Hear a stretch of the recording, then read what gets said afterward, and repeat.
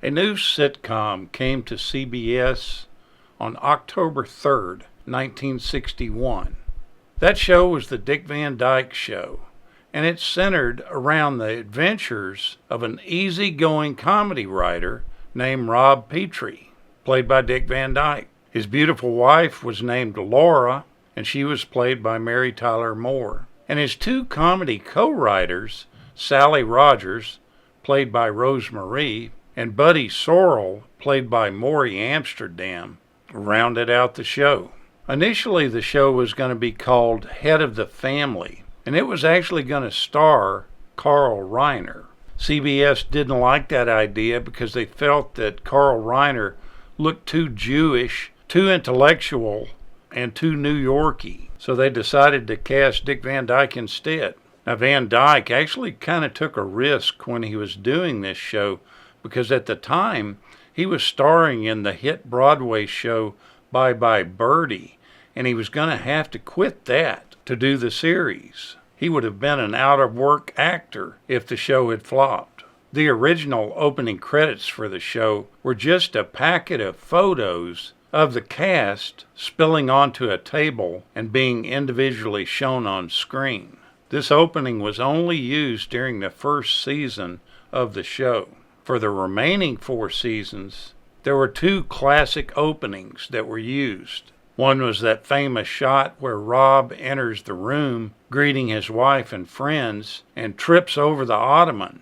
Another version has him entering exactly the same way, walking towards the group and expertly sidestepping the ottoman. These openings were used randomly at the beginning of the show. And then there was actually one other opening where he actually enters the room, he sidesteps the ottoman, and then stumbles anyway. This one was rarely used, but occasionally was. Now, Dick Van Dyke actually says that a lot of the viewers used to bet on which opening sequence would start each episode. Now, the role of Rob Petrie was actually almost given to Johnny Carson. Luckily, he didn't get it, or The Tonight Show might have had a different flavor all those years. The original pilot of the show was shot on the same day that President John F. Kennedy was inaugurated.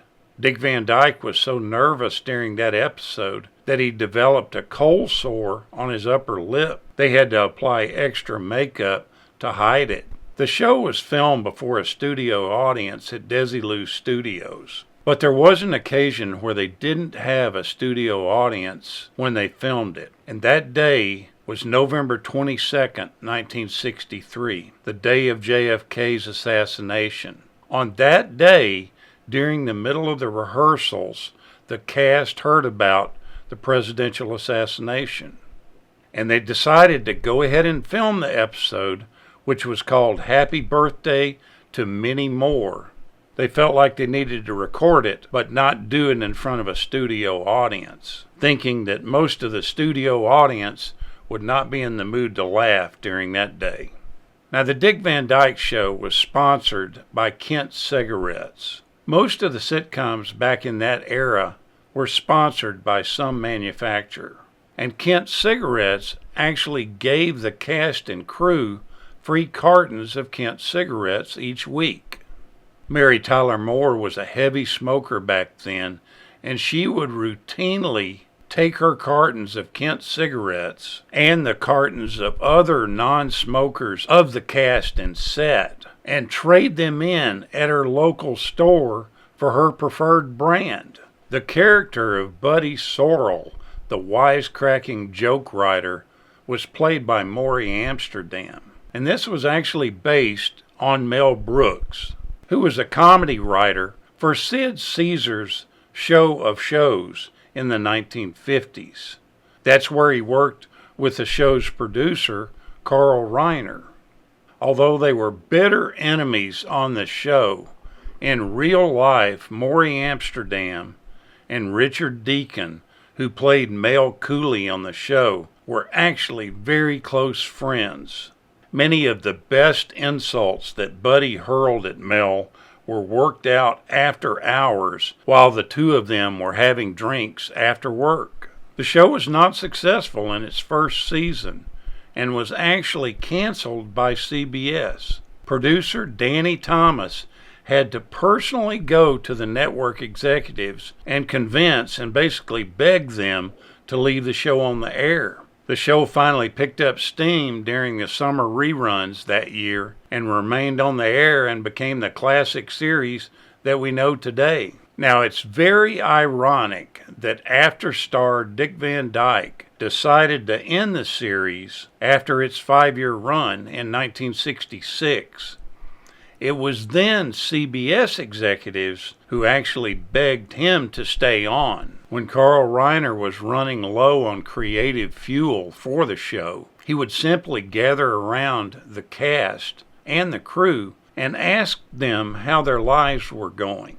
And their answers basically became inspiration for future shows. You may notice when you watch the show, or maybe you don't even realize it, that there were practically no political or cultural or historical references to the 60s made in the show. The writers of the show intentionally did this to leave out current events so that the Dick Van Dyke Show would be kept timeless and remain relevant well into the future. Now, during the 4th season, actress Rose Marie suffered the tragic loss of her husband, with whom she had been married for 20 years. She actually felt that the grief and the pain that she was experiencing during this loss made her want to leave the show entirely. John Rich, one of the show's directors, was there to console her and to convince her to come back and finish up the remainder of the show. And she did. While on the set of the show, Mary Tyler Moore began experiencing bizarre and unexplained medical symptoms, such as dizziness, weight loss, and blurred vision. She just assumed that she was basically tired and actually stressed from work. She ignored these problematic symptoms, and years later, she would discover that these symptoms she had experienced were actually the result of type 1 diabetes that she had been suffering from at the time. Now, the original script was meant to concentrate on Rob Petrie's life at work, with more scenes taking place at the office and with Rose Marie's character of Sally Rogers, and having her be the female lead. But after the viewers and the producers took notice of the obvious chemistry between Dick Van Dyke and his on-screen wife, Mary Tyler Moore, the writers decided to shift the show's focus onto her character of Laura Petrie and Rob's life at home. Dick Van Dyke admitted that he was a people pleaser, and he always made an effort to appear pleasant and happy. Most of the time, this went pretty well for him. However, when frustrations lifted their head, rather than voicing his concerns to coworkers and friends, he turned to alcohol to make himself feel more at ease. His method of dealing with stress slowly but surely developed into a serious problem. He would later check into a rehab facility and be treated for alcoholism. A small controversy occurred when Mary Tyler Moore started wearing capri pants on the show. The executives at CBS came unglued about this. It was their job to censor what was put on television, and at that time, all TV housewives wore dresses like June Cleaver and Alice Cramden. But Mary Tyler Moore insisted that all the housewives that she knew wore pants. She was allowed to keep wearing her capris, and the pants actually became a fashion icon for women across America. The other thing that the censors really watched closely was the bedroom situation in the couple's bedroom. They couldn't share a bed. They actually had 2 separate beds, much like I Love Lucy did at the time.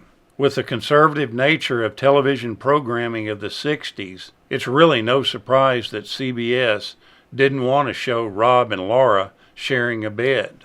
Going into her role as Laura on the Dick Van Dyke Show, Mary Tyler Moore knew that she was kind of lacking in acting experience. So she decided to do what every good actress does, draw inspiration from one of her idols. She chose to study the work of none other than the famous Katharine Hepburn. As a matter of fact, in some of the early episodes, you can catch her using some of Hepburn's signature lines, such as, "Oh, darling." But initially, Mary Tyler Moore almost missed out on the show altogether. After Carl Reiner had found Dick Van Dyke, he struggled to find the perfect actress to play Laura. He's actually stated that he really didn't know what he was looking for in this actress when he auditioned dozens of girls. But leave it to Danny Thomas to figure it all out. He suggested that they call Mary Tyler Moore. Mary Tyler Moore was actually reluctant to go to the audition because she was fearful of rejection. She had been rejected 2 times already that same week for other parts. As soon as she entered the room, Reiner knew he had found his Laura. Hats off to all the cast of the Dick Van Dyke Show. What a great sitcom. It's still fun to watch today.